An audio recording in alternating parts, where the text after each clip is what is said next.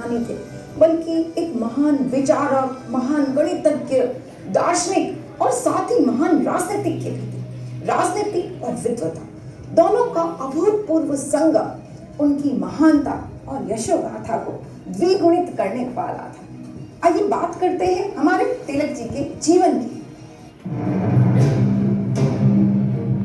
23 जुलाई 1856 महाराष्ट्र के रत्नागिरी जिले में चिखल गांव में एक सुसंस्कृत परिवार में आपका जन्म हुआ। आपके दादाजी पेशवा राज्य में उच्च पद पर महान विद्वान थे, लेकिन पेशवाओं का पतन हो गया और परिवार की वह स्थिति नहीं रही।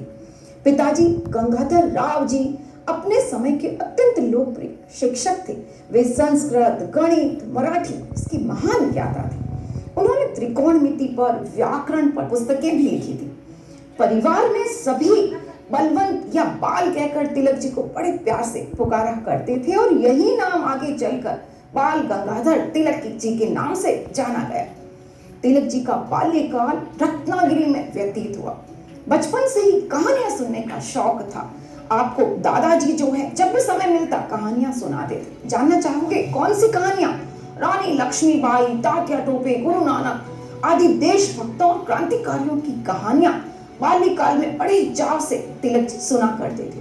और इस पूरे विचारों का प्रभाव ये पड़ा कि बचपन से ही तिलक जी का रुख क्रांतिकारी हो गया और वे अंग्रेजी शासन से घृणा करने लगे। बहुत छोटी सी उम्र से ही दादाजी से भारतीय सभ्यता, संस्कृति, परंपरा और देशभक्ति की सीख आपने ली। अध्यापक पिताजी ने तिलक जी को संस्कृत, मराठी, गणित इन सबका ज्ञान बचपन में घर पर ही करा दिया। माता की बात करें बच्चों, पार्वती बाई धार्मिक विचारों वाली महिला थी। आपके अपने परिवार से बाल्यकाल में जो संस्कार मिले उसकी छाप हमें तिलक जी के भावी जीवन पर भी स्पष्ट रूप से दिखाई देती है। पिताजी का तबादला पुणे हो गया। पिता के साथ, परिवार के साथ बाल गंगाधर जी पुणे आ गए। 1866 में पुणे में एंग्लो वर्नाक्यूलर स्कूल में आपने दाखिला लिया। गजब की अद्भुत स्मरण शक्ति, सहस्त्रों श्लोक उन्होंने कंठस्थ कर लिए। विद्यार्थी जीवन से ही साहसी थे, बिल्कुल निडर थे, सच्चाई पर हमेशा अडिग रहने वाले थे।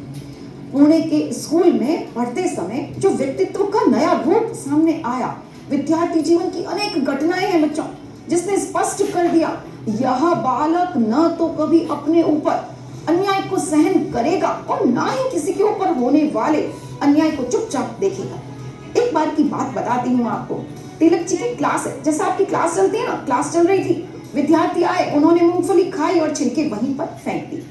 कुछ देर बाद अध्यापक जी आए। अध्यापक जी कक्षा में आए तो बहुत गंदा दिखाई दिया। नाराज हुए, किसने यहाँ पर मूंगफली खाई और छिलके यहीं पर डाल दिए? कोई भी छात्र पूछने पर सच नहीं बता रहा है, कोई भी अपनी गलती स्वीकार नहीं कर रहा है। अध्यापक जी ने सारी कक्षा को दंडित करने का निर्णय लिया।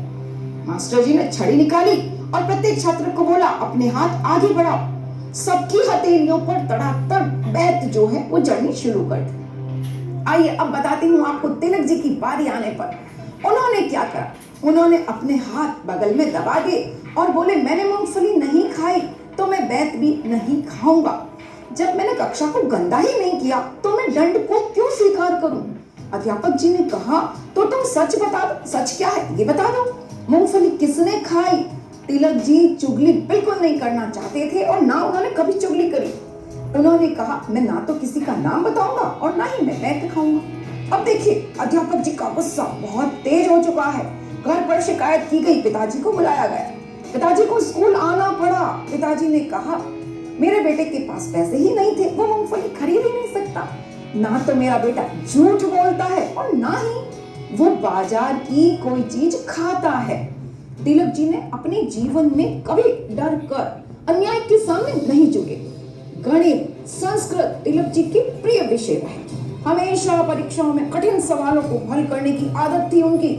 एक बार इस आदत पर एक मित्र ने पूछा, तुम हमेशा कठिन सवालों को क्यों हल करते हो? अगर तुम सरल सवालों को हल करोगे तो तुम्हें परीक्षा में ज्यादा अच्छे नंबर मिलेंगे। पर तिलक जी ने कहा, मैं ज्यादा से ज्यादा सीखना चाहता हूँ, इसीलिए कठिन सवालों को हल करता हूँ।